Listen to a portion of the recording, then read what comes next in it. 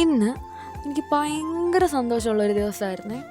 എൻ്റെ ഒരുപാട് നാളത്തെ ആഗ്രഹമായിരുന്നു ഇന്ന് നടന്നത്. അത് നടത്താനായി ഞാൻ ഇവിടെ പാലായിലെ പൊളോണിക്കയിലാണ് വന്നത്. ഞങ്ങൾ എപ്പോഴും ഇവിടെ നിന്നാണ് മുടി വെട്ടുന്നത്.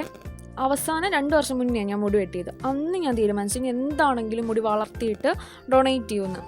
ഇന്ന് ഫെബ്രുവരി 4 വേൾഡ് ക്യാൻസർ ഡേ ആണ്. അന്ന് തന്നെ എനിക്ക് മുടി വെട്ടാൻ സാധിച്ചതിൽ ഒത്തിരി ഒത്തിരി ഒത്തിരി സന്തോഷമുണ്ട്.